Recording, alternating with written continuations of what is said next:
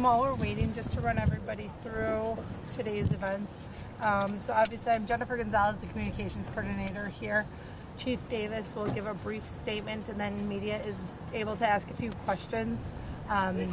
Just keep in mind that this is still a very active situation and still developing, so answers may be limited right now. But we will send updates as we do learn more, okay?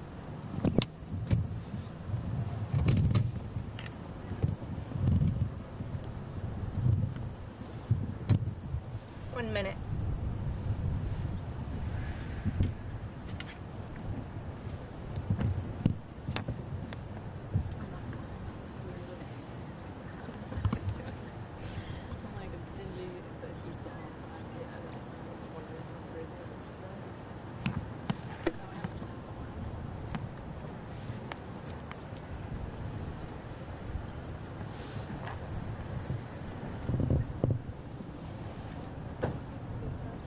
Opening it up, Commander. Yep. I'm just gonna move my car here, just hold it while you guys move the mask, probably. Yeah.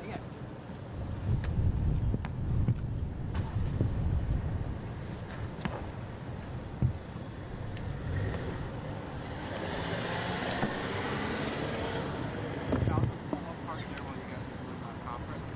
Okay, we have Chief Chris Davis here to give a brief update on today's incident on the city's east side.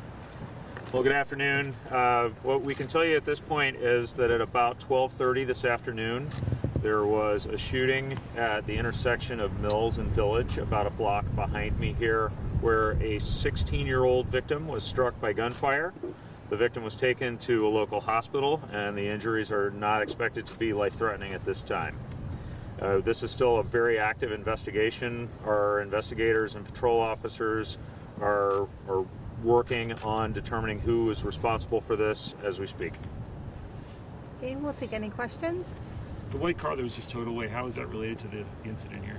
I really can't comment on specifics at this point, obviously, because for two reasons. One, we want to make sure we know all of the details of what happened and what all was and wasn't involved, and then obviously this is a very active investigation, and we don't want to give up any information that might compromise an investigation.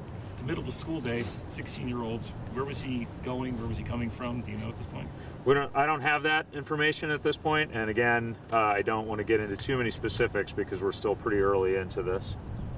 Was he by himself with a group of kids when he got shot at, or?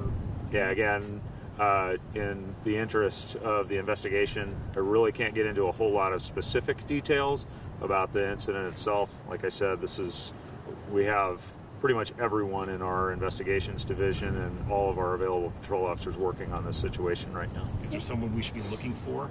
Somebody you're looking for at all? If we get to a point where we need to put out some information about a suspect that the public should be looking for, we will definitely let you know.